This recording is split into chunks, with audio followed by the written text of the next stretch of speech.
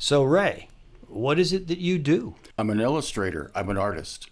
And I draw things and then I build them with metal, wood, cob, which is earthen clay and straw and sand. And I know exactly how to make systems work in nature, using nature as my tool. I've been listening to Ray tell me greening the desert stories for many years, and I found a piece of property way out in the middle of nowhere.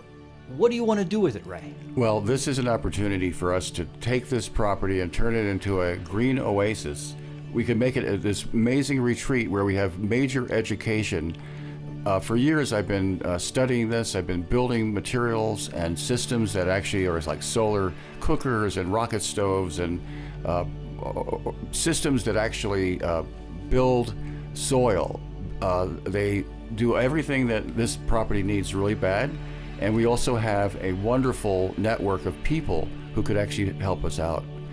And on this property is a well that generates 15 gallons of water per minute, 900 per hour. In some parts of Egypt, they're taught how to grow food in the sand desert. We're going to be using those same techniques that they used. We're going to learn how to preserve water. We have a lot of natural materials on the land. We have a lot of rocks. And what we could do is on these watersheds that are coming down from the mountains, we could actually build these, what we call gabions or dams, that slow, sink, and spread the water. By doing that, we get more vegetation growing, which holds the water, which makes the springs actually have more water per hour when we pump it out when we need it. And this is all what you call greening the desert. That's correct. We have a wonderful opportunity here. We have a piece of property that has a spring at the top of the property. So now we could actually water the entire acreage with this amazing water. What are we calling this place?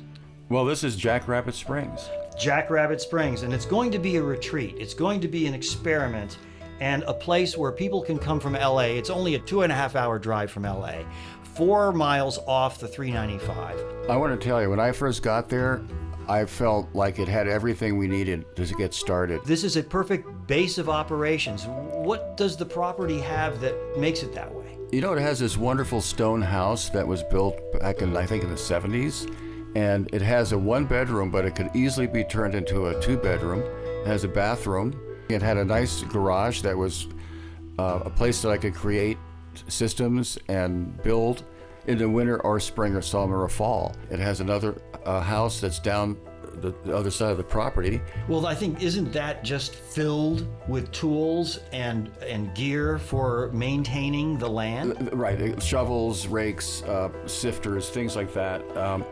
So basically, this is a turnkey operation, not necessarily a diamond in the rough, but a diamond that needs to be polished by Ray. Absolutely. And his people. This is an investment for children. My 2 nephews. I have tons of people that have kids that could come out there and find out how to survive our next century and how that's going to all work out. And this is so important, this work. It's not just somebody asking for money for their big project. This is for our society and humanity.